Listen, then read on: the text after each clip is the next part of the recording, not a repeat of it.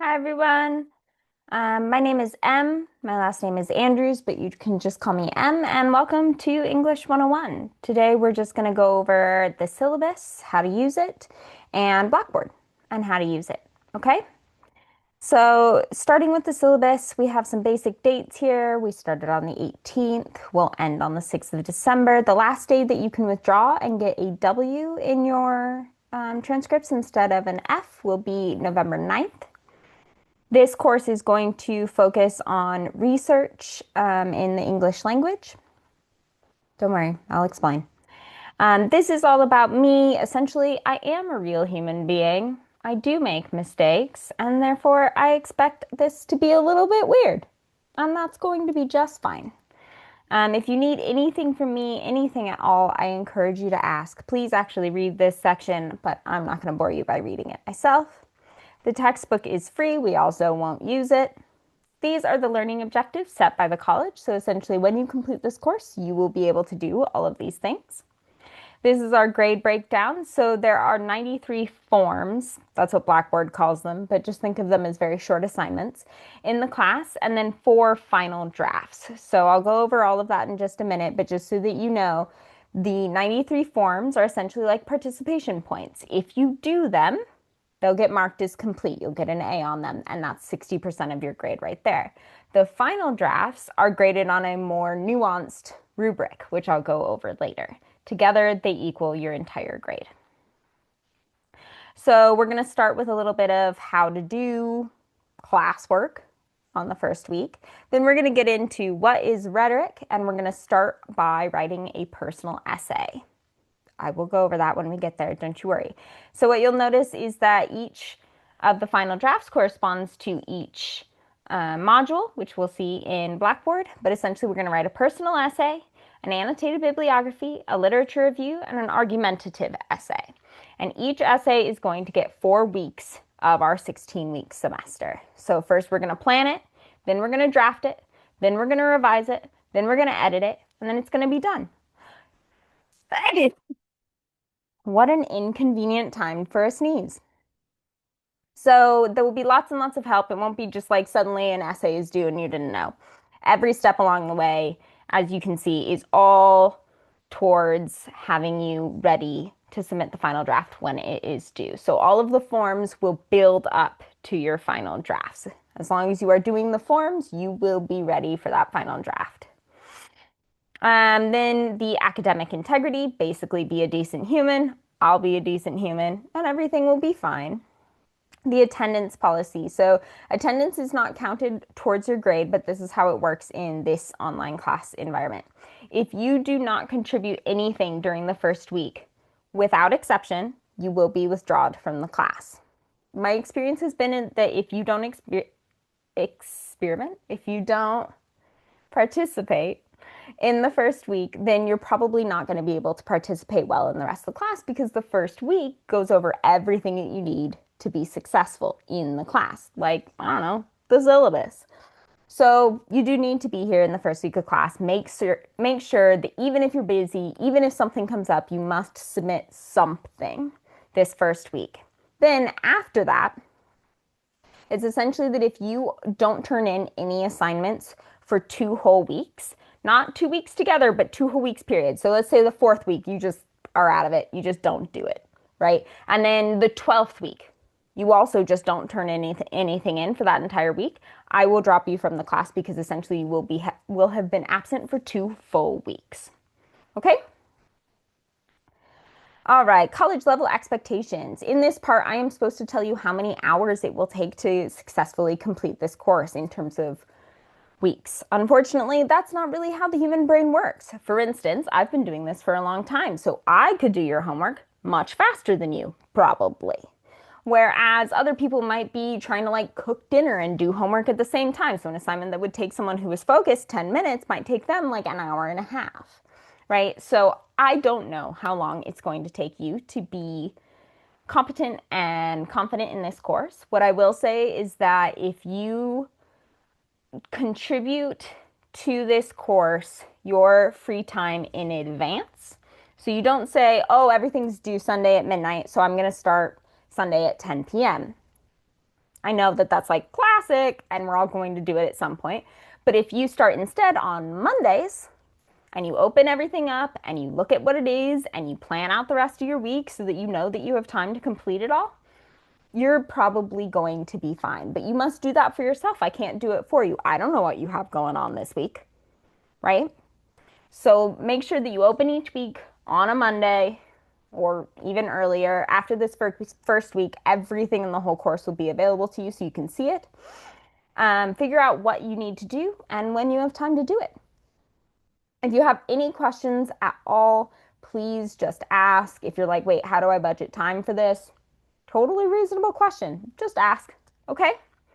Speaking of which, late assignments. So the 93 forms in the class are complete or incomplete. If you attempted them, like good, genuine attempt, you get an A. There's no like, you get a C on those assignments. You either did them or you didn't, essentially.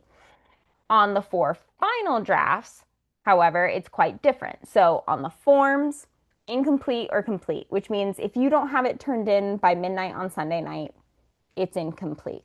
And that's okay because there's 93 of them. So like it's okay to miss a few, right? But the final drafts are worth a lot more of your grade. Approximately like 10% of your grade per final draft, which is why we spend so much time on them. Don't panic. Okay? Those need to be turned in on time too. However, again, life happens. So what will happen instead with those is that if you miss the deadline, the midnight Sunday deadline for a final draft, you'll get 10% off of what you would have gotten. So like, let's say that you were going to get an 84% on that assignment if you had turned it in on time. If you turn it in 1 day late, you're going to get a 74%.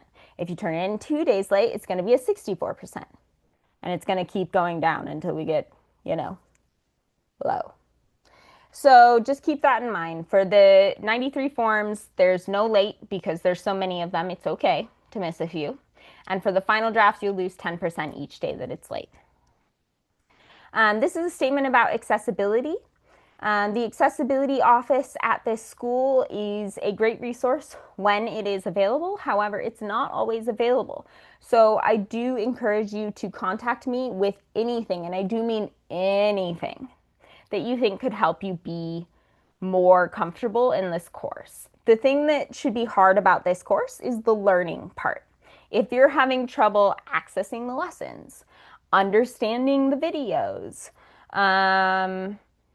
just being in this environment. Those are the kinds of things that don't need to be hard. There's no reason for that to be difficult. Learning is sometimes hard.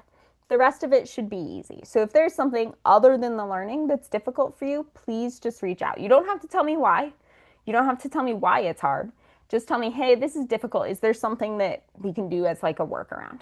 Okay, and I have some examples here you can read through of ways that I've adapted the class to work for students in previous courses.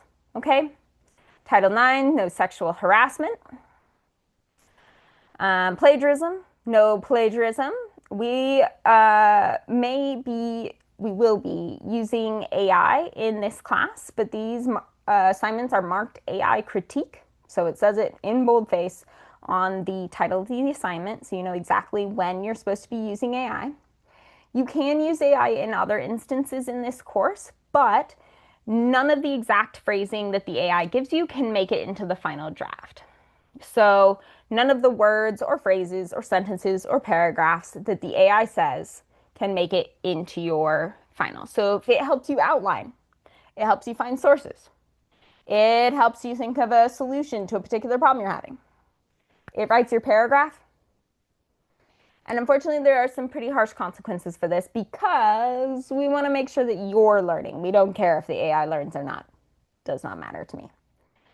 So if I suspect that you have used AI on a final draft, the first thing that is going to happen is that you are going to fail that assignment. You will get a 0% on that assignment if I suspect that you use AI on it.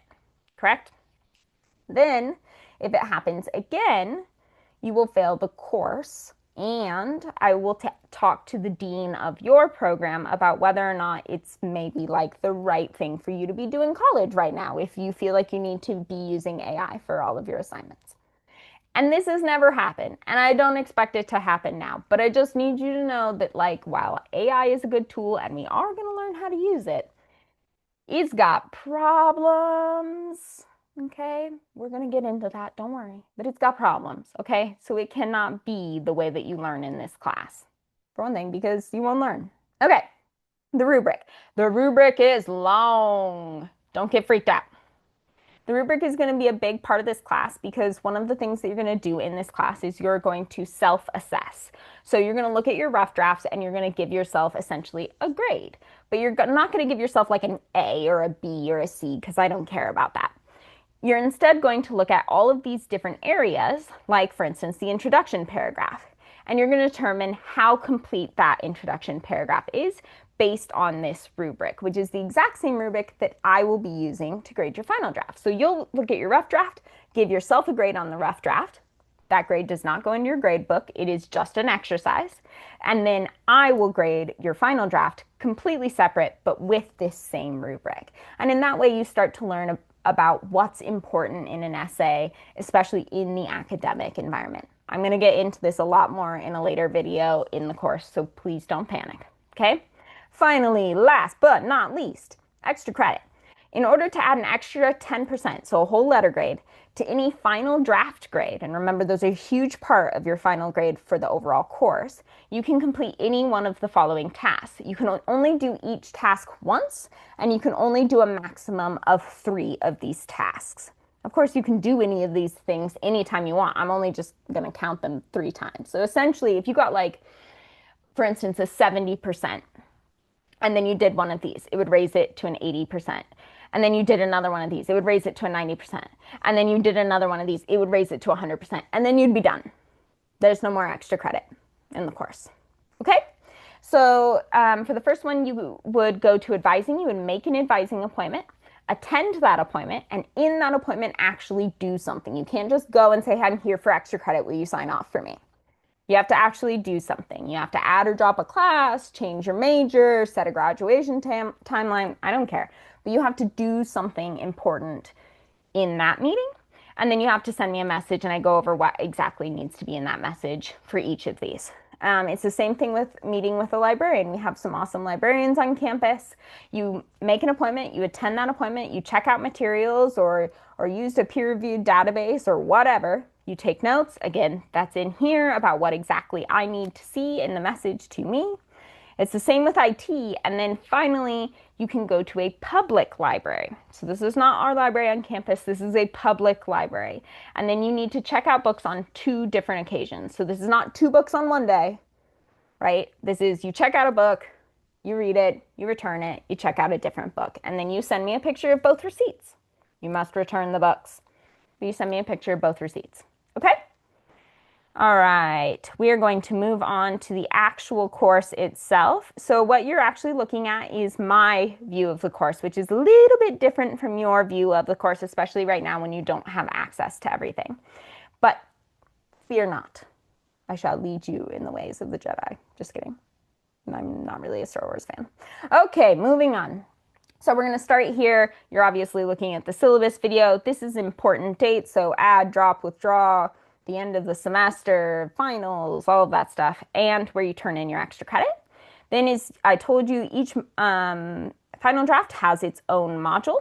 You click into one, and you'll see that the very first thing in each of them is the assignment sheet.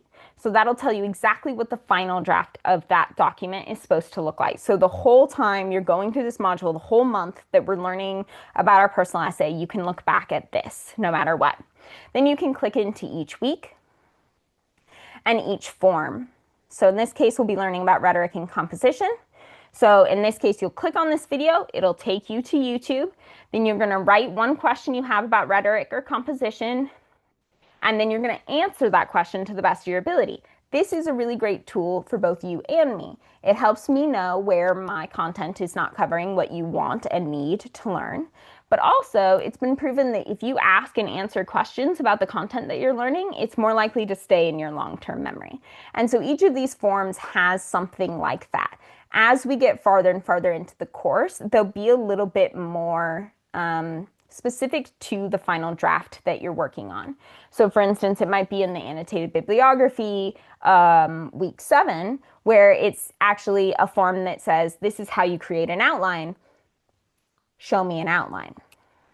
And then you'll create an outline for the annotated bibliography or whatever it's asking you for. I promise it will always be obvious. And if it's not obvious, you should message me. Okay? So you'll click into each of these, etc. And then we'll get to the end of the course and your final drafts will go in here. And as you can see, all the due dates are already on there. You will not be able to see all of this until the end of the first week. In the first week, I am only having you access the first week materials so that you can be calm, so that you can be collected, so that you can focus on just the 1 week, survive week 1. And we can worry about the rest of the course when we get there.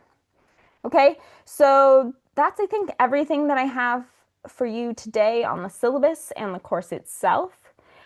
Please make sure that you check the gradebook regularly, message me regularly, etc.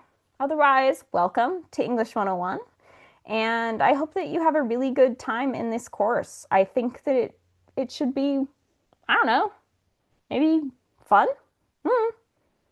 I'll see you soon.